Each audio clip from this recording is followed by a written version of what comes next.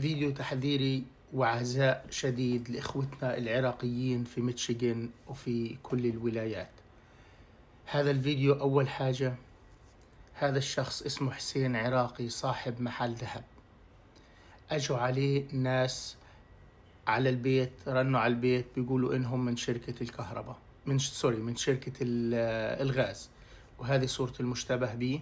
مش عارفين هذا هو أو لا، ولكن هذا اللي كان محطوط على أخبار. أي كلام من اللي بحكي أنا أحط السورس تبعه.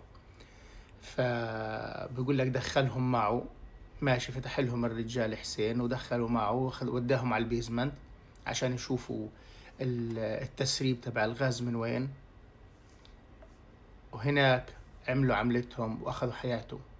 فكلامي يا جماعة لكل الجالية، إحنا يعني يمكن كمسلمين أو أي إنسان، بس يعني كمسلمين في الوقت الحاضر بدنا ننتبه كثير. لا تفتح الباب ولا لحد، مين ما يكون، إلا إذا أنت بتعرف إنه هذا موظف في بلدية، موظف كذا، فكاشف وجهه، مش حاطط ماسك، أو وجهه أنت شايفه محطوط عليه أي ميك اب.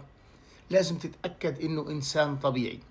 أو اتصل على البوليس وريح حالك. البوليس بيجي في دقيقتين، قول لهم والله في ناس على الباب وأنا شاكك إنهم مش من شركة الكهرباء، لأنه أنا ما اتصلتش. شاكك إنهم من شركة الغاز، أنا ما اتصلتش، أو من أي شركة أو من أي خدمات. قول لهم أنا حابب تكون البوليس موجودة عشان أفتح لهم. حاجة بسيطة، بتيجي البوليس وبتتفهم الموضوع، وإشي بسيط جدا عندهم، بس فتحة الباب فيها حياتك. فنتمنى السلام للجميع، وألف عزاء لإخوتنا العراقيين، وعزاء إلنا قبل الإخوة العراقيين، لأنه خسرنا إنسان ناجح وعنده مشروع كبير زي هذا، معناته إنسان غني وناجح في حياته، خسرناه. أتمنى السلام للجميع والنجاح لكل إخوتنا. السلام عليكم.